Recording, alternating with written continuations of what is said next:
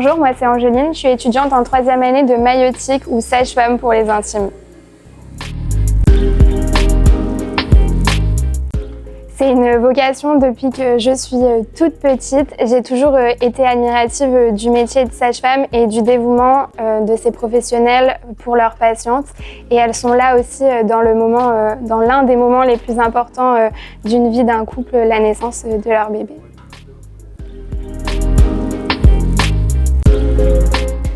Donc les études de maïeutique se déroulent en 6 ans. On passe d'abord par la première année du concours et ensuite l'avantage de nos études c'est que c'est en alternance, donc on est très souvent en stage, on fait souvent un mois de cours, un mois de stage et ça nous permet justement d'allier la pratique et la théorie et on a vraiment une place en tant qu'étudiant dans le service vu qu'on a engrangé beaucoup de connaissances et d'expériences pratiques. Donc les débouchés pour les études de sage-femme sont soit de l'hospitalier, soit du libéral. Pour ma pratique future, je pense qu'il est important de passer par quelques années d'hospitalier pour acquérir justement de l'expérience avant de se lancer tout de suite en libéral. Mais on a l'avantage d'être une formation en constante évolution où il y a beaucoup de nouvelles compétences qui s'ajoutent à notre métier. Et on peut tout à fait prendre en charge de la gynécologie comme de l'obstétrique ou de l'orthogénie.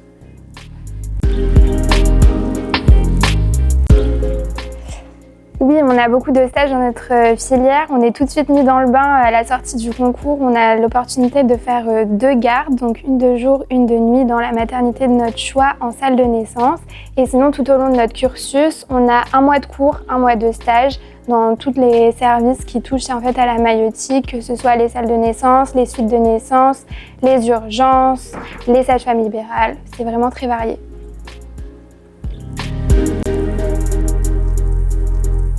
C'est l'immersion en stage parce qu'on voit tout de suite l'application de nos connaissances théoriques et donc ça nous permet de prendre en fait une vraie place au sein du service et de pouvoir commencer à prendre en charge des patientes comme une sage-femme. On peut avoir l'a priori que les accouchements c'est toujours tout beau rose et tout se passe très bien.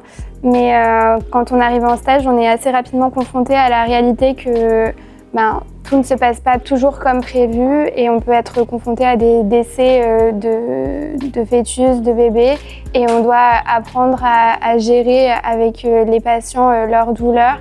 Et justement, on est des professionnels de première ligne, donc on les accompagne dès l'annonce et du mieux possible. En première année de concours, du coup, j'allais à la fac de 8h à midi et l'après-midi, je passais mon temps au CAPEC, soit à recevoir les cours dispensés par les professeurs, soit à travailler dans les locaux. Et après, en maïeutique, donc ma méthode de travail a changé puisqu'on a des cours toute la journée et on est aussi rythmé par des stages. Donc je travaille un petit peu quand je peux.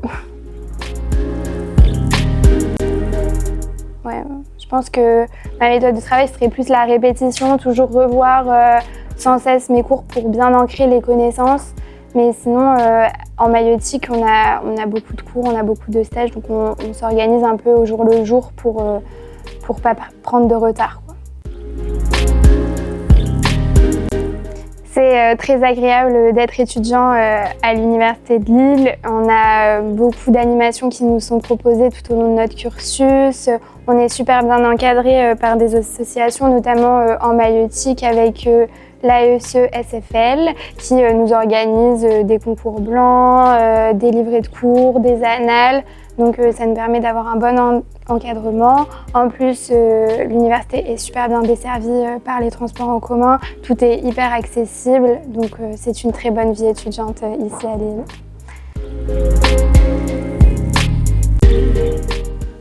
Le conseil que j'aurais aimé recevoir durant ma première année de concours, c'est de rester motivée jusqu'au bout, de ne pas perdre en fait l'objectif de base, donc intégrer cette 2e année de santé et de toujours garder le cap, même si des fois ça va un peu moins bien, de garder cette motivation jusqu'au bout.